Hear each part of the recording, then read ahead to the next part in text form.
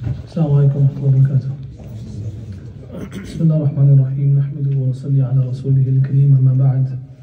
قال الله عز وجل في كتاب العزيز بعد أعوذ بالله من الشيطان الرجيم بسم الله الرحمن الرحيم.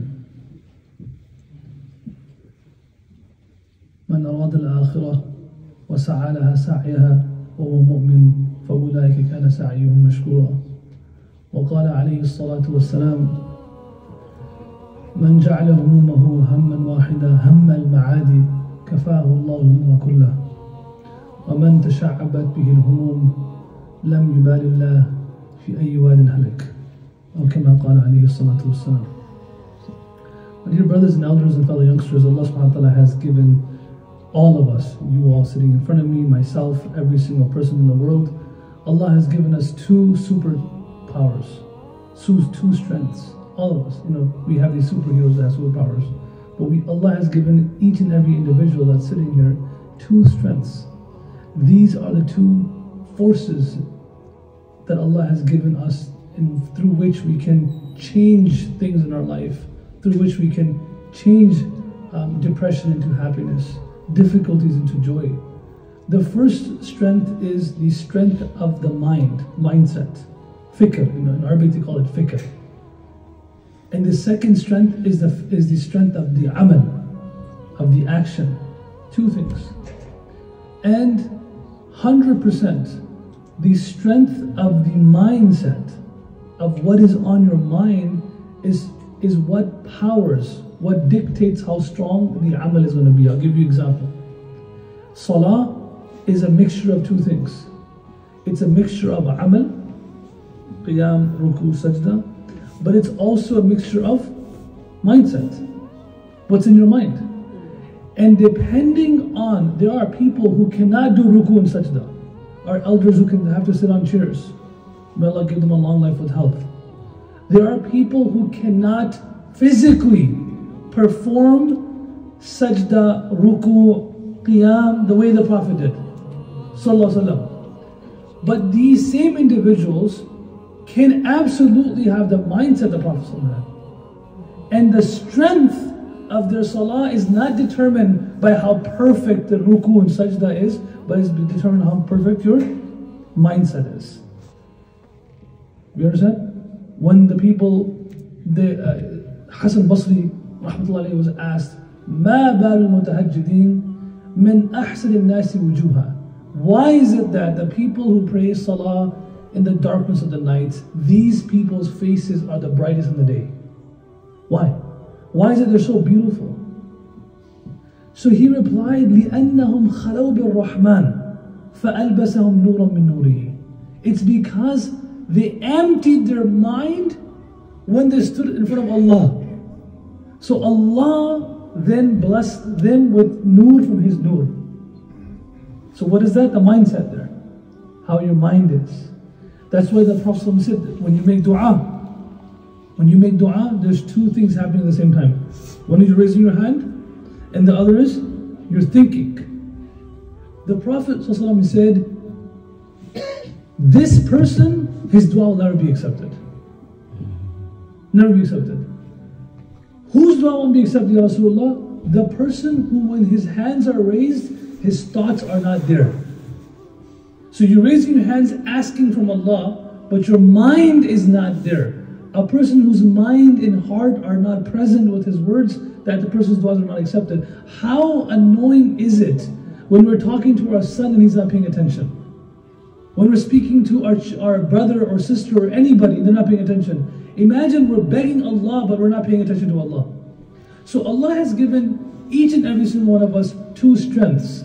And the one that the world is going to take from us, because they know that the amal, forget it. The amal is only as strong as your fikr. That's why in the last surah of the Quran, Allah tells us to seek refuge from a shaitan known as khannas. Min sharril waswasil khannas. Imagine the last surah in the Quran is seeking refuge from a shaitan named al-khannas. Why? Because khannas' job is to alladhi yuwaswisu fi sudur nas. His khannas' job is to allow us, all of us sitting here, I'm giving you a practical example. is to allow us all to come to the masjid physically. But his job is to mentally make sure we're outside the masjid. So physically you're there, but mentally you're not, so you're not going to get much from it.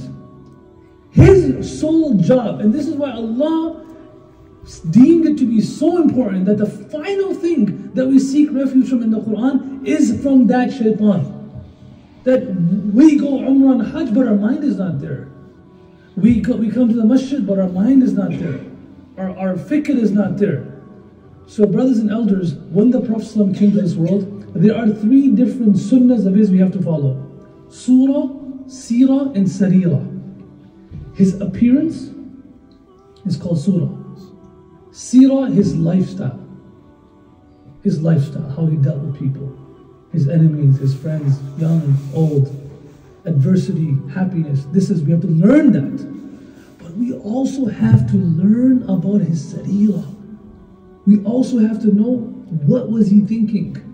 Let me ask you a question.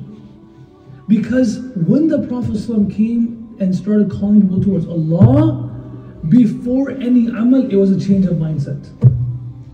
You guys are following along? Before any amal. Let me give you an example. This is a very, very tough example. And every time I think of it, I actually cry. The Prophet ﷺ the dua of eating food is simple. Bismillah wa ala barakatillah. That's it. But that's not what we're required to do when we eat food. There was actually, what was the Prophet thinking when he was eating food? Does that make sense? What was he thinking?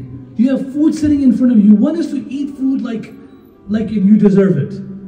Like an entitled generation. And the other is to eat food with the mindset of the Prophet. How would he eat food? So you know what he says? إِنَّمَا آكُلُ كَمَا يَأْكُلُ الْعَبْدِ. I eat the way a slave eats. Slave. How does a slave eat food? And one brother, he was traveling throughout Africa. His name was Naimbar. He was telling me that he had the opportunity to visit some island in Africa. And over there, I'm going to get the name from him. They had to go on a boat over there to get there. And in that island, they preserve the residence, the housing quarters of slaves from 400 or 500 years ago. They preserve the quarters. He said he went to see this place. He said this place where, you have apartment buildings, this and that, this was a quarter for slaves. Allah subhanahu wa ta'ala sent Islam down to remove all this. We're all equal. So he said, when I went there, the homes, the way they were built, this quarter, was the ceilings were so short that that individual could not even stand in his own house. So basically, they're physically enforcing them to always bow down. That even in their own homes, they couldn't stand up. How disturbing is that? And he says that now, 100 years later, 200 years later, when we went to this place and we're giving money to somebody or food to somebody, they get on their knees and take like this. Because in their mindset, they're thinking, we don't deserve this. This person is being gracious to us. The Prophet ﷺ is saying, I eat like a slave eats. What does that mean? I eat like, I don't really deserve this. Allah is blessing me. I never did anything for this. Look at how many people don't have this food. This one person, he was a Palestinian, he came out of prison after 21 years. My father said, take him food. The way the prison system works is that in America you get released. If you don't have family, they give you one Greyhound ticket, you can go anywhere in America. So he was in Ann Arbor, Greyhound station, and he was going somewhere. My dad said, make sure you take him a topi, a thawb, shoes, and food. So we took him food. When you go to like Hamido, I'm not saying it's halal or haram, guys, chill. You go to some restaurant and go to get an entree, like can I get a shish tawuk entree? The salad is on the side. It just comes with it. So this guy, we took him fatouche. We took him an entree and we got the salad with it. When he opened the box of salad, he literally started bawling. He started crying. And as he's crying, he keeps saying, Jannah, Jannah, Jannah. Because he has not seen fatouche in 20 plus years.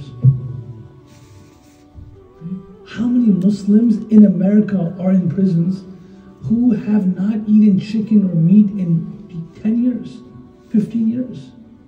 They haven't eaten it. How many people in the world are like that? So there's a mindset. And when the Prophet came as a Nabi to the world, wallahi, before amal, before salah, before fasting, before zakat, before anything, he shifted the mindset of people. Changed the way you think. And if we were standing in front of the Prophet, now we know. People don't talk about this enough. For me, this is a very intriguing topic. I can probably, based on all the things we learned, how did the Prophet look? We can have a picture in our mind. He had a beard, his eyes, every single thing is detailed. His imamah, everything. Okay? His house. But if the Prophet was standing right in front of me, and I had the chance of asking him the question we ask each other a lot, yo, what's on your mind? Right? We ask each other that. I sitting there, what's on your mind? Right? What are you thinking about? What's on your mind? Masoom is thinking about marriage, 100%. You know, yesterday, 2 days ago, we were Ma Rafi. You know Sheikh Rafi that's over here? We were asking a question in Mashura. Who should go to IAGD to meet Mufti Rabbani? Who? There was 15 of us sitting there. Everybody gave different names. Something like that. Ma Rafi sitting there. He's getting, he's not here right now, but he's getting married in 2 weeks. Next week he's getting married, inshallah. So, this guy says this guy's name, this guy says this guy's name, this guy. I said, Gee, Ma Rafi, who do you think? Wallahi, you know what he said? Thursday. Because that's when he's going to New York to get married. He literally said Thursday. And I said, what? He said, yeah, Thursday. And then 2 seconds later, he caught him. Oh, he started laughing. Everyone started laughing. SubhanAllah. What's on his mind is Thursday. You know, I got to get to New York on Thursday, get married on Saturday, Sunday, whatever. That's on his mind. If we had the opportunity to ask the Prophet, what is on your mind? Because what's on your mind determines what you say. Does that make sense? What's on your mind? It determines what you say. It determines your life. A person who always has dunya on his mind, his life will be like that. And a person who always has akhirah on his mind, his life will be like that. We don't have time today, but inshallah if I come back again in a few weeks, based on my limited research of Quran and Hadith, if we were to ask the Prophet, Ya Rasulullah, what is on your mind? It will be 4 things. It will be one of the 4 things. The first thing it would be is Allah. Allah. Now ask yourself, how much is Allah on my mind? When I'm praying is even on my mind. Everything else in Islam, Allah told us to do moderately. Salah, fasting, all these things. When the Prophet saw people fasting every day, he says, no, I don't fast every day. When the Prophet heard about people praying all night, he said, I don't pray all night. When we saw people I'm not going to get married. He said, well, I get married. But there's one thing Allah said, do excessively, which is Uzkurullaha dhikran kathira. Abundantly remember Allah. Because remembering Allah, our heart will not rest until it rests with Allah. Our hearts will be restless until our hearts rest with Allah. And it's not just saying the word. Now you look at our own lives. If we want to determine why there's so much uneasiness, restlessness in my life, it's very easy. Find out how much you remember Allah. What is your schedule to remember Allah? And the Prophet will always be thinking about Allah. And basically with the people before, I'll give you another example. Our effect we take from instructions is based on how much we value or think of the one who's giving instructions. Alright, so a police officer or a cop, if he's not in his uniform and he says, hey, he's not in his uniform, he's wearing street clothes, and he says, hey man, make sure you don't jaywalk. Like, bro, who do you think you are? Right? We have no sense of authority. We don't have any sense of respect. Like, you don't jaywalk, right? Like, we'll talk like that. Now if the same person had his uniform on, we would be maybe taken to the street. We would be more careful what he's saying. So the Prophet ﷺ made people understand how great Allah is. And then after they understood how great Allah is, when Allah gave an instruction, it was easy. Because it was Allah. I'll give you another small example. There was in Mu'atar Jamil he says, there was like a chief of police staff. Like, say for example, like the chief judge, of America, one of these guys. He never had a beard, never used to wear a turban and everything. But 4 months into his change of his life, he grew a beard, he put a turban on. Now he's going back to the same police station that he is the main honcho at. So over there's 2 gates. There's one entrance for the employees, one entrance for the VIP, and there's another entrance in the back for everybody else. So Sheikh says, we went to the entrance where, the VIP guests and then walk in, because the other entrance had a line that's 1 hour long and it was in the middle of the heat. So Maulana says, there's a guy standing with his gun and everything. We say, can you allow us in? He looks at us, he said, Maulvi Sahab, go from there. Remember, this guy is their boss. Right? This guy is their boss. He runs this entire joint.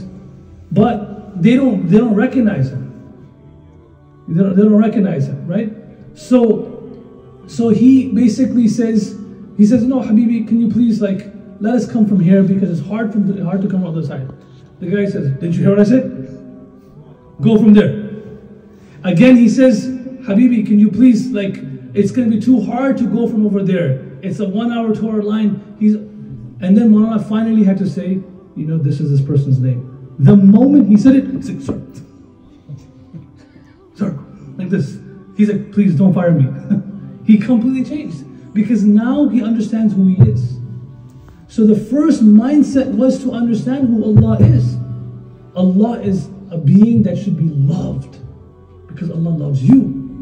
And this was the first mindset change. And I'll conclude with the second one. And the second mindset change, if you ask the Prophet, what are you thinking about? Always it was about akhirah. Always about akhirah. It was not about dunya. The Prophet says in hadith, Man ja'ala humumahu hamman wahida. A person who makes all of his worries and concerns and he bottles them into one worry and concern. Instead of thinking about how my house is in dunya, I think about how many homes that I build for myself in akhirah. We're going to have thousands of hurriyeen over there. We know how hard it is to live in a joint family here. Alright? Brother or sister. We need many homes there. Alright? How many homes did I build for myself over there? That's the concern. Is Allah, man ja'ala humumahu hamman wahida. Hamman akhirah. Always about that. Always about that. My father's a cancer specialist or a heart specialist. My father, when he looks at food, he always looks at it with the angle of cancer.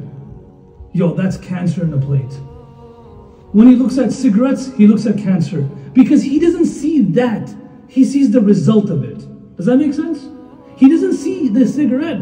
All he can see is these images of people's internal organs that he sees after they smoke. And he has cancer. A heart doctor, a heart specialist, will look at a plate of oily, spicy food, desi food, and he will say, that's a heart attack in the plate. He's not looking at the plate, he's looking at the result of the plate. You know how the Prophet looked at? The Prophet looked at everything in the world in the lens of akhirah. He's saying, this, oh my God, this is a place in Jahannam. This right here, you're walking like that with kibr, astaghfirullah, you will not even smell the fragrance of Jannah. It's always in the lens of akhirah, wal aqibah. Always. It's not about how it looks here. It's about how it will look there. And so the Prophet said, a person who bottles all their concerns and makes it just one concern, how is it there? The Prophet says, it's not like all your other worries you don't have to worry about. No, Allah will handle them. They don't just vanish. But what happens is Allah says, I'll take care of it. And then I'll conclude with this hadith. He says, وَمَنْ تَشَعَّبَتْ بِهِ الْهُمُومِ. And a person whose mind is not focused, always distracted like many of us, always thinking about 10,000 things. Wallahi, I am in the same plate. 10 years ago, driving to Masjid Rahman for Jummah, I would think about nothing else but Jummah. 10 years later, as I'm driving here, I'm like, okay, I'm gonna put my phone in airplane mode, put it away. And then I put it on airplane mode, 30 seconds later, I take it off. 15 minutes here, I put my phone on airplane mode 4 times. I said, you know what, this is what I'm talking about today. I put my phone on airplane mode off 4 times on the way here. Because our minds are so distracted now. We have no focus. And the Prophet was saying, a person who does not have focus, and he's always thinking about different things, he says Allah does not care in which valley this person dies. Allah doesn't care about him anymore. Imagine that. Like, you can't even think about me when you're praying.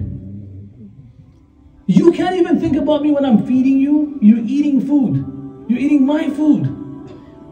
You're drinking cold water. The first thing Allah will ask us on the Day of Judgment is going to be, Alam aj'al laka sihhatan wa asqika ma'an baridan. Subhanallah. Like, did I not give you health and give you cold water? Do we think that that's what Allah is going to ask us about? You know, when you're in a marriage, I look at marriages now, and I think of my brother. I'm like, my brother never got to get married in this world. And it makes you think of things differently. It makes you appreciate it more. It makes you tell the guy, you know what, appreciate it, man. Stop stressing about things. Allah has given you an opportunity to get married, man, in this world. So Allah gave us the mindset of the Prophet ﷺ, because our superpower, our strength, is based on mindfulness. There was no intentional act of the Prophet he did throughout the day except for he remembered Allah. Every single thing he did, put his clothes on, looked in the mirror, walked out of his house, walked back into his house, ate food, walked into a store, walked into the masjid, went to visit a sick person, saw something nice, saw the moon, saw rain. There was always, right when he saw, it was on his tongue because he was always thinking about it. So Allah make us among those who change our mindset. The more we change our mindset, the stronger our actions will be. Then our dua will be so strong because our mind is so strong that when we raise our hands, Allah will give us exactly what we want, better than what we want. Let's take a few minutes for sunnah, inshallah. Dot charger, someone. Dot charger.